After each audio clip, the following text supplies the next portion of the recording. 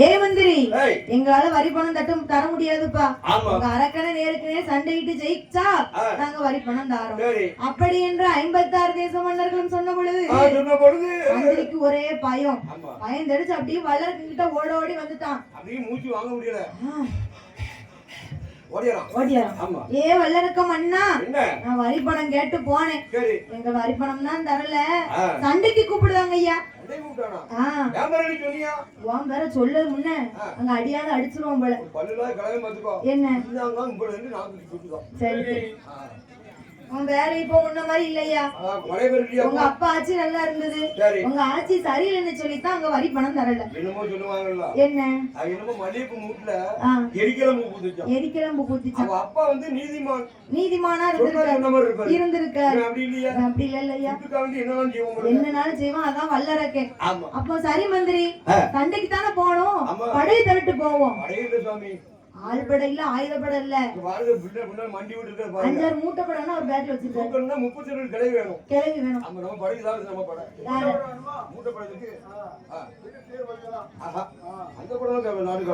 அப்ப மன்னனாகப்பட்ட வல்லரக்கன் கேட்கிறான், ஏ மந்திரி, நம்ம கிட்ட சண்டைக்கு போனோம்னு சொன்னா என்கிட்ட ஆள் படையும் இல்ல, ஆயுதப்படையும் இல்ல, எனக்கு ஒரு யோசனை சொல்லேன்பா அப்படின்னு யோசனை கேட்கிற பொழுது மந்திரி யோசனை சொல்லுறான். ஐயா, திக்கெச்சவனுக்கு அந்த தெய்வம் தான் துணை, வேதனை உள்ளவனுக்கு வேல்முருகன் தானே துணை. யாருக்கு? வள்ளியா? வள்ளி அழகா இருக்கு. நான் முருகனை கும்பிடுவேன், என் தெய்வம் வருதான். அப்போ பார்த்தான் வல்லரக்கன். வரும் உங்க பொண்டாட்டி மேல சொடல. சரியா? அப்ப வல்லரக்க ராஜமன்னன் பார்த்தான். அப்ப ஆண்டவனை எண்ணி நீங்க சாகாத வரத்தை வாங்கினா மட்டுமே 56 தேச மன்னர் இடத்துல சண்டையிட்டு ஜெயிக்கலாம். ஆமா என்று மந்திரியாகப்பட்டவர் யோசனை சொன்ன பொழுது வல்லரக்கன் ஆகப்பட்டவன் தவம் இருக்க வேண்டும் என்று என்ன செய்கிறான் தெரியுமா? காவி நல்ல உடையணிந்தான், கழுத்தில் நல்ல உண்டி ராஜம், நெத்தியிலே பட்டை போட்டான், தலையதிலே முண்டை போட்டான்,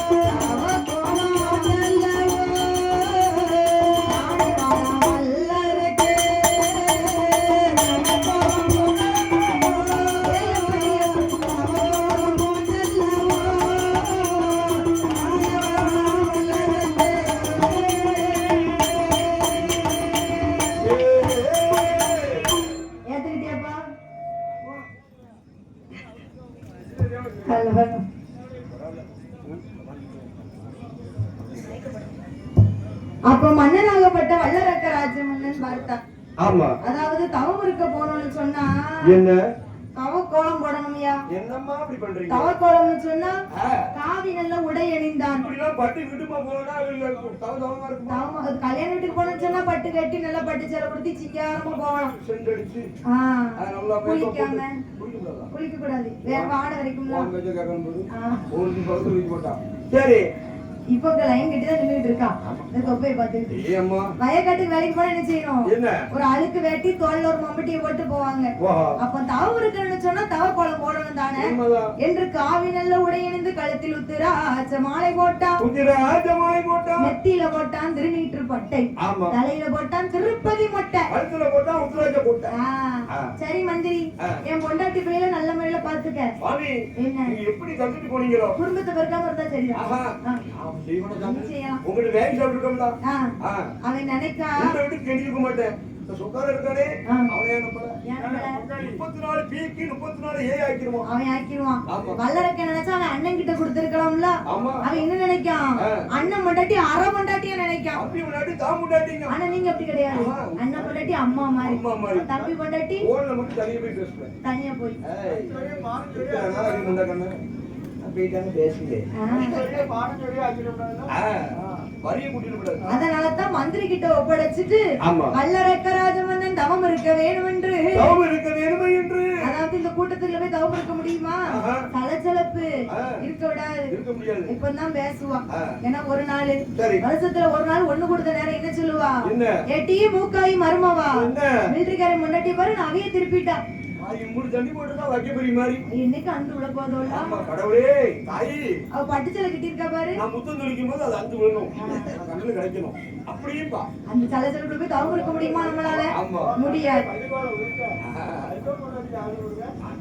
அடுத்த முன்னாடி இல்ல என் முன்னாடி கழுத்தா சும்மா இருக்க அதனால சணல் வாங்கி கட்டி விடுங்க.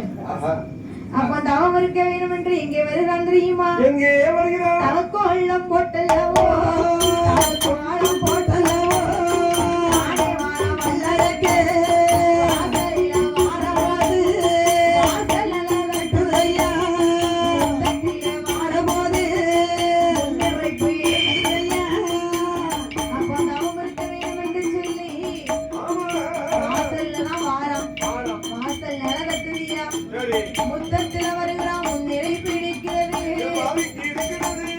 அங்கே வாழாத குமரி ஒரு வாழாத குமரி ஒரு மூடாத நெற்படுத்து அறையது குறுக்கலாச்சு அறையது குறுக்கலாச்சு அற்பமதி எல்லாச்சு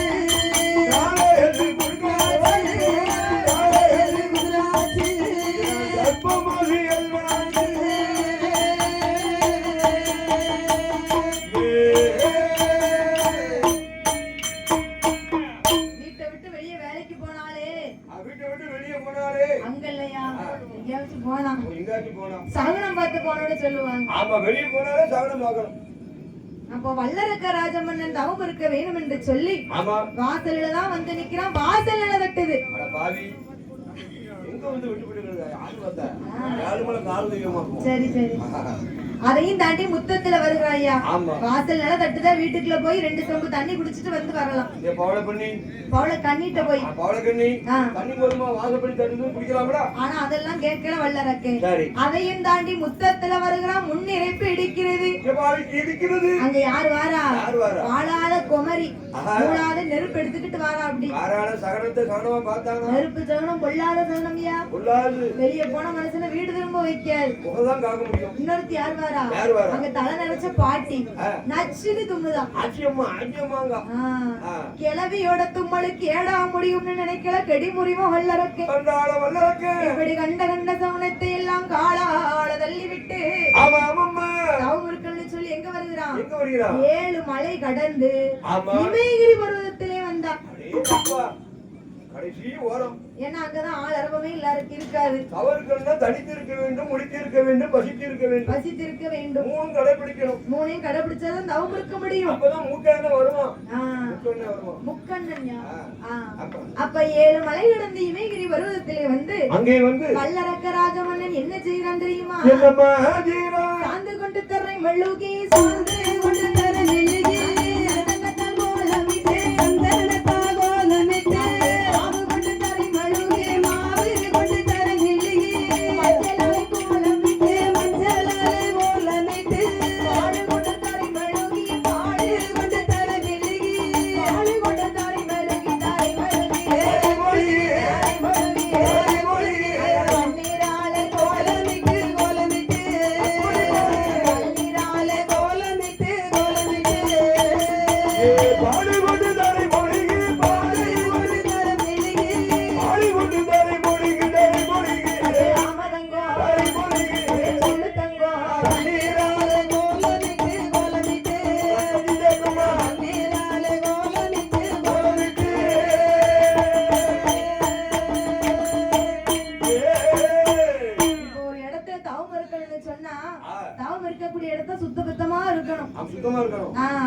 என்று சாந்து கொண்டு தரைமலிகி சந்தனத்தால் கோலமிட்டான். மாவு கொண்டு தரைமலிகி மஞ்சளாலை கோலமிட்டு இடமதிலே ஒரு குருத்து வாழை இலை விரிக்கிறான். எதுக்கு சாப்பிடவா? கிடையாது. முன்னடியானுக்கு ஒரு படப்பு போடணும். இல்லையா? மூலம் முதற் கடவுள். மூலம் இல்ல மூலப்பொருள் கடவுள் யாரு? அதான் பிள்ளையார். நம்ம பிள்ளையாரியா? இந்த வச்சுக்கோங்களா?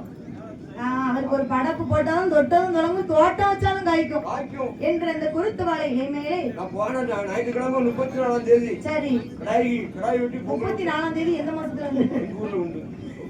உங்க ஏரியாவில் தானே உண்டு. கேட்கவங்க ஞான பேரா இருந்தா என்னத்துலான்னு சொல்லுவாங்க. 34ஆம் தேதி சரி கரெக்டா 23 மணி 60 நிமிஷத்துக்கு. 34ஆம் தேதி 23 மணி சொல்லும் சொல்லும். ஆமா கடாய் வெட்டி பொங்கல் விட்டேன். சரி. பிள்ளையார் வந்துட்டாரு. பிள்ளையார் வந்தாரு.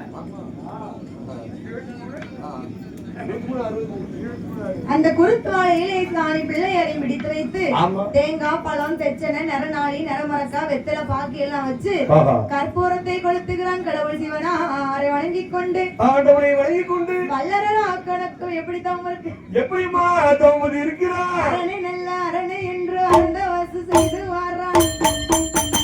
சிவனை நல்ல சிவனை என்று சிவனை நோக்கி தோங்கிருந்தான்.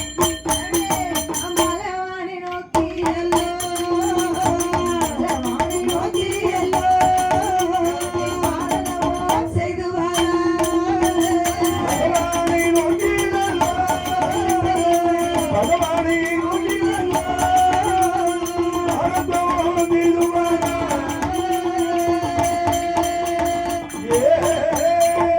பகவானை நோக்கி அல்லோ பாரதம் செய்து வாரான். வல்லரக்கராத மன்னே உழைத்த நோக்கி அல்லோ உழைத்த நோக்கி அல்லோ தவம் செய்து வாரான்.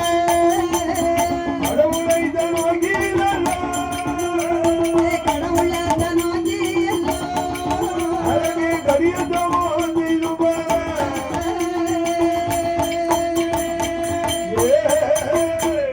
தவம் இருக்க வேண்டும் என்று இமயகிரி பருவத்திலே வந்த அரக்கன் ஆமா. அரகரா சிவ சிவா சிவ சிவா அரகரா என்று வாசுமாயா, வாசு நமசிவாயா என்று வாசுவாய் அல்ல ஓம் நமச்சிவாய தென்னாட்டுடைய சிவனே போற்றி சிவனே போற்றி என்ன ஆட்டவர்க்கும் இறைவா போற்றி.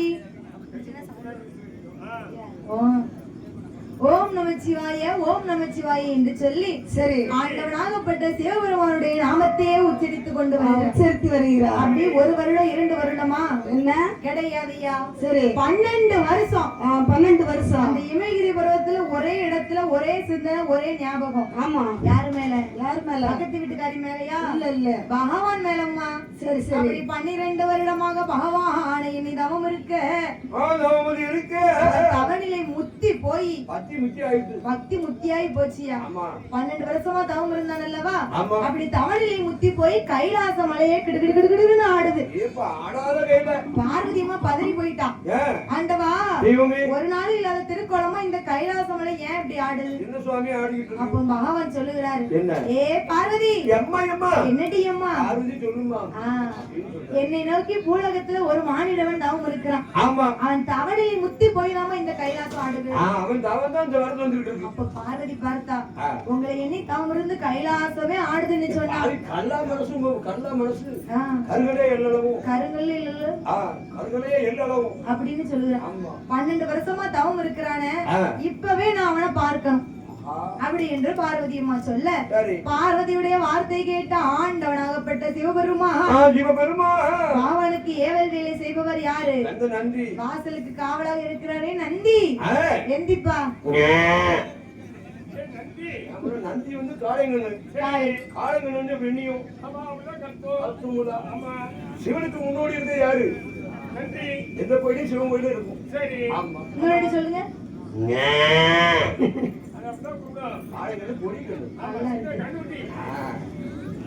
அப்போ பகவானுடைய வாசலுக்கு காவலாக இருக்கும் நந்தி பகவானை வரவழைத்து வல்லரக்கனை அழைத்து வர சொன்னார்.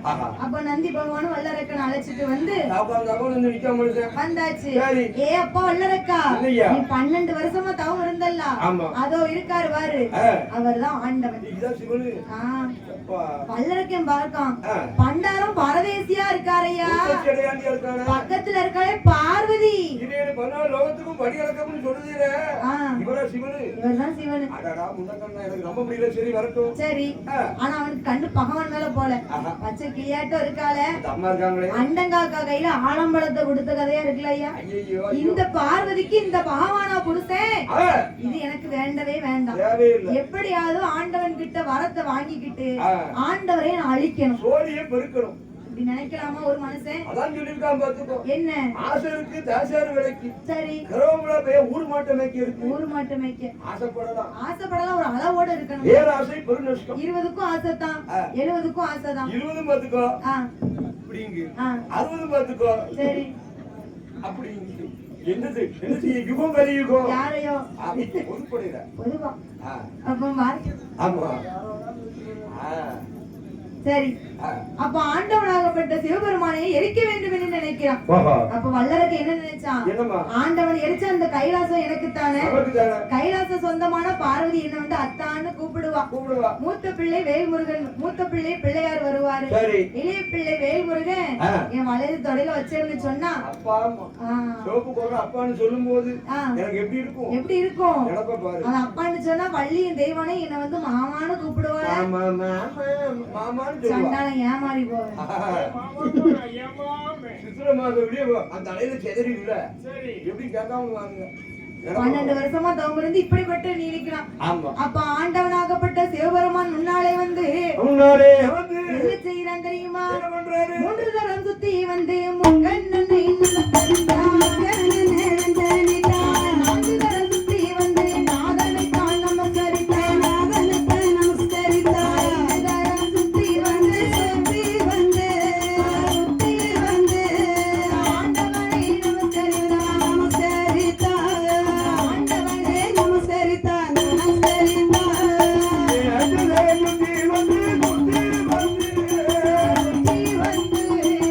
அஞ்சலே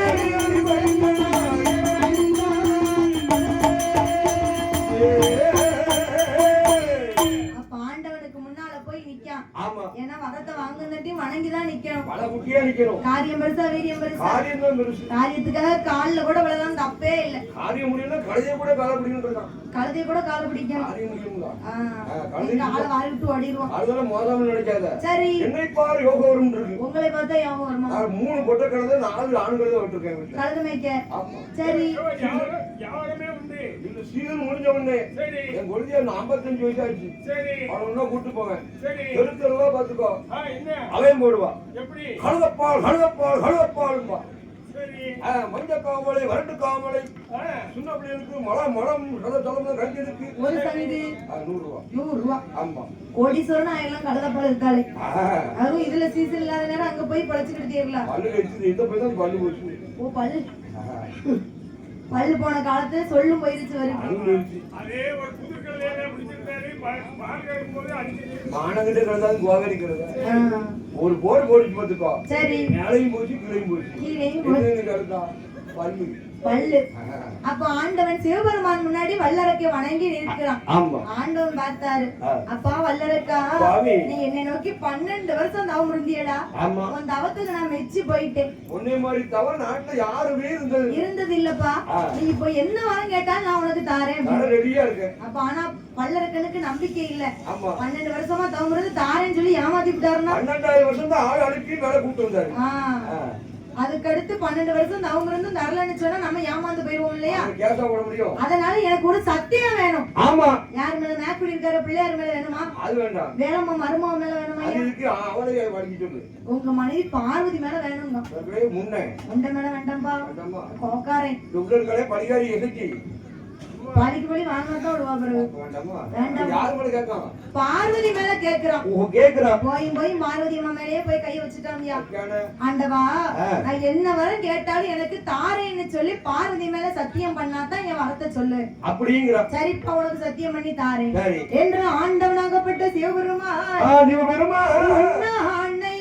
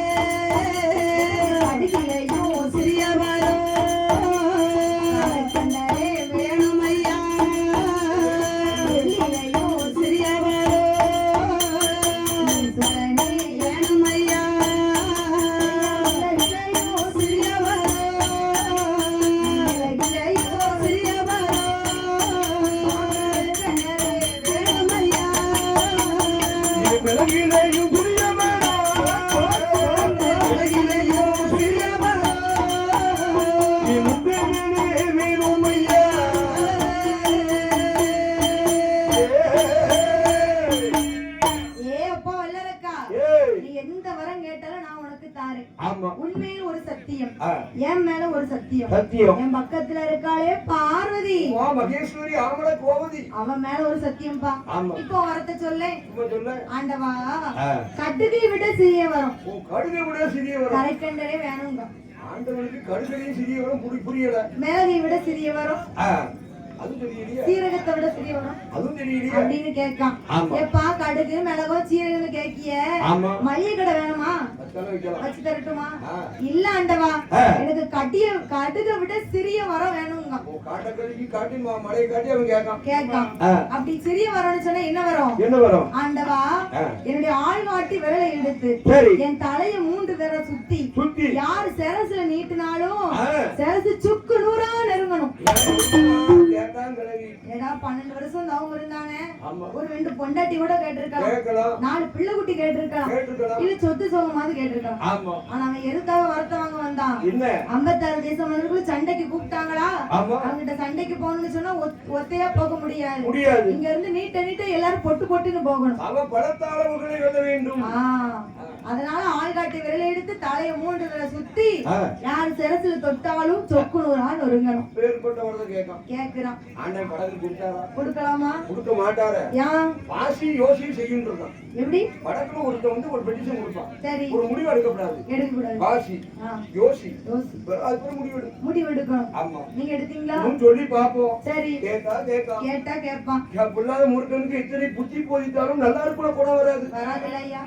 அப்ப 12 வருஷம் தவங்க இருந்திய பார்வதி கையில இருக்கும் பராசக்தி எந்த திரிசூலம் வேணுமா? அவ கையில இருக்கட்டும். முருகன் கையில இருக்கும் முருகவேலு அது அவனுக்கு தான் ரைட். நாராயணன் கையில இருக்கும் சங்கு சக்கரம் மாதிரி வேணுமா? அதுவும் வேண்டாம்.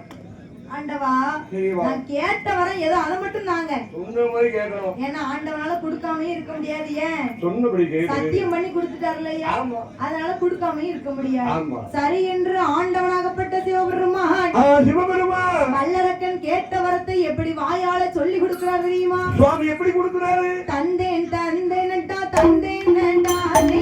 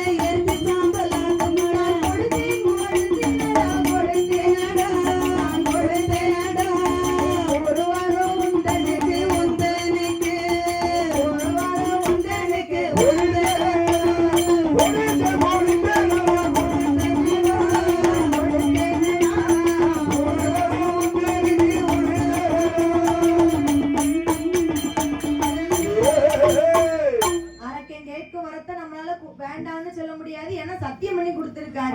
அப்பா வல்லரக்கா, நான் தந்தேன் வரம் உனக்கு தந்துட்டேன். நான் தந்த வரத்துக்கு நீ தரங்கட்டு நடந்தேன்னு சொன்னா தந்த வரவே உன்னை தானே கொள்ளும் வல்லரக்கா. ஈசன் அந்த வரத்துக்கு இம்சை செஞ்ச ஈசன் அந்த வரமே உன்னை எரித்து சாம்பல் ஆக்கும்போ. ஆமா அப்படின்னு சொல்லி கேட்ட வரத்தை எல்லாம் கொடுக்க வல்லரக்கன் வரங்கள் எல்லாம் வாங்கி கொண்டு வடக்கு கோட்டை வாசலுக்கு வரத்தை வாங்கிட்டீங்களா அப்படின்ட்டு அங்கிருந்து யார் வரா? நாரதர் மகாமுனிவர்.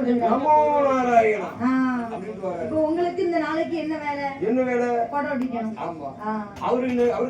அவருக்கு பூனைப்பெட்டி இல்ல வீணப்பெட்டி வச்சுக்கிட்டு ஒரு நாளைக்கு அவருக்கு 3 பொய் சொல்லணும். 3 பொய் அப்படி சொல்லனா அவருக்கு வயிறு வந்து வெடிச்சிருமா. இது தேவர்கள் நாரதர் கிட்ட சாபம். அப்படி அன்றைய தினத்துல 2 பொய் சொல்லிட்டாருல்ல. ஒரு பொய் சொல்லணும்னு கைலாசம் பக்கம் வரக்கூடிய நேரத்துல அங்க இருந்து வல்லரக்க வாரா. ஏ வல்லரக்கா, கைலாசம் பக்கம் இப்படி கையை தட்டிக்கிட்டு வரையப்பா விவரம் என்ன? நாரதா தூர வளவு யா இல்லனா சுட்டி எடுத்துக்க. அதெல்லாம் வேண்டாம், என்னால நீ இருக்க மாட்டேன். எதுக்காக உங்க வார அப்படின்னு கேக்குறேன். ஆண்டவன் பகவானிடம் எரிக்க வர வைட்டு வரேன். சரி அத அப்படி வந்துட்டு இருக்கேன். வரத்து வாங்கன்னு சொன்னீங்க, சட்டிலையும் காணும் பெட்டிலையும் காணும். சட்டிலே இல்ல பெட்டிலே இல்ல. சரி சட்டில அளந்தும் தல்ல, பெட்டில குடிச்சு போட்டு கெட்டியும் தல்ல. சரி அவர் தந்தம்னாரு போய் வந்தம்மா. அட பைத்துக்காரா, அவரோ ஒரு பொய் சொல்லி பகவான் கேப்பட்ட பகவான் அவர் புழுவுடி முட்டடா. அவன் தந்தைன்னு சொன்னாரு, நீ கேட்டே வந்திருக்க பாத்தியா? எத்தனை பேரை நாம போட்டுக்காரு இருப்பா. அவரை நீ நம்பலாமாடா? நீ தந்த வரத்தைய பகவான் மேலேயே பரிசோதித்து பார்த்தால் என்ன? நல்லவள வந்து நாரதா, நல்லவள நீ வந்த உண்மைதான். கீழே வீட்டு மேல வரணும்னா நீ பண்ணது ஆகும். ஆகும்ல, மேல வர முடியாது அப்படின்னு நாரதர் சண்டை இழுத்து விட்டுட்டு கிளம்பிட்டாரு. அப்ப வல்லரக்க நினைக்கிறான், ஆண்டவனே நம்ம பரிசோதித்து பார்ப்போம் என்று ஆள்காட்டி விரல் எடுத்து நீட்டுவதற்காக ஆண்டவனுக்கு பின்னால ஓடுகிறான்.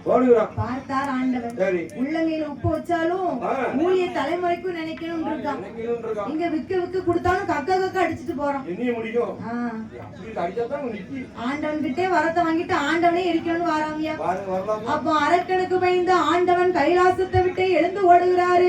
எப்படி ஓடுகிறாரு? பக்கம் இருந்த தேவா ஆதி தேவரை என்ன கேட்கிறாரு தெரியுமா? ஆண்டவனே பகவானே அது என்ன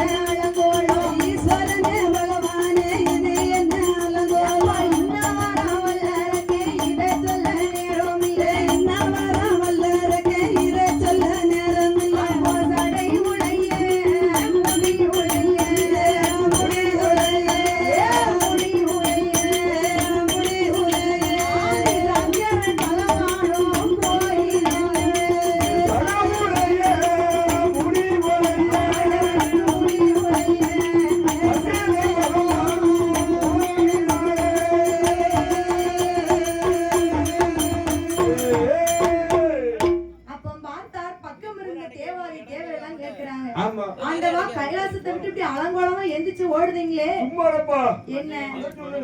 அண்ணா வாரம் வல்லரக்கேன் நான் என்ன சொன்னா இனி எரிச்சு போட்டு போயிருவா, எனக்கு அதை சொல்ல நேரம்லாம் இல்ல அப்படின்னு சொல்லி ஆண்டவன் அரக்கனுக்கு பயந்து உயிருக்கு பயந்து எழுந்திருச்சு ஓடுகிறார். அப்ப தேவாதி தேவரெல்லாம் பாக்குறாங்க, கைலாசத்துக்கு சொந்தக்காரரே ஆண்டவன் தான், நமக்கெல்லாம் எக்கதியோ, நாம இன்மை இருந்து என்ன செய்ய ஓடுவோமா என்று ஆண்டவனுக்கு பின்னாலே பக்கம் இருந்த தேவாதி தேவர்களும் மூவாதி மூவர்களும் எந்த எந்த வாகனத்தில் யாரெல்லாம் ஓடுகிறார் தெரியுமா? அங்கே வானவர் ஓட்டினார், வரையவர் ஓடினார், வானவர் ஓடினார், வரையவர் ஓடினார், தானவர் ஓடினார், தவமுனியும் ஓடினார், தானவர் ஓடினார், தவமுனியும் ஓடினார், ஆட்டுக்கிடா வாகனத்தில் அக்கினி தேவன் ஓடினார், ஆட்டுக்கிடா வாகனத்தில் அக்கினி தேவன் ஓடினார், பூசாமல் குடை பிடிக்கும் குண்டோதரன் ஓடினார், பூசாமல் குடை பிடிக்கும் குண்டோதரன் ஓடினார், எருமைக்கிடா வாகனத்தில் யமதர்மன் ஓடினார், எருமைக்கிடா வாகனத்தில் யமதர்மன் ஓடினார், புள்ளிமயில் மீதி ஏறி வள்ளி முருகன் ஓடினார், புள்ளிமயில் மீதி ஏறி வள்ளி முருகன் ஓடினார், கழுதை நல்ல வாகனத்தில் பூதேவியால் ஓடினார், கழுதை நல்ல வாகனத்தில் பூதேவியால் ஓடினார், சிங்கம் நல்ல வாகனத்தில் காளி தேவி ஓடினார், சிங்கம் நல்ல வாகனத்தில் காளி தேவி ஓடினார், எல்லோரும் ஓடினார் ஈஸ்வரனுக்கு பின்னாடி, எல்லோரும் ஓடினார் ஈஸ்வரனுக்கு பின்னாடி. அப்போ பார்த்தார்கள் தேவாதி தேவரெல்லாம், ஆண்டவனுக்கு பின்னால் நம்மளும் ஓடுவோம் என்று சொல்லி கைலாசத்துல ஒவ்வொருவருக்கும் ஒவ்வொரு வாகனம் இருக்கு. என்ன வாகனம்? என்ன வாகனம்? ஆட்டுக்கிடா வாகனம் யாருக்கு? அக்கினி தேவனுக்கு. கரெக்டா பொண்டாட்டிக்கு ஒரே புருஷன்.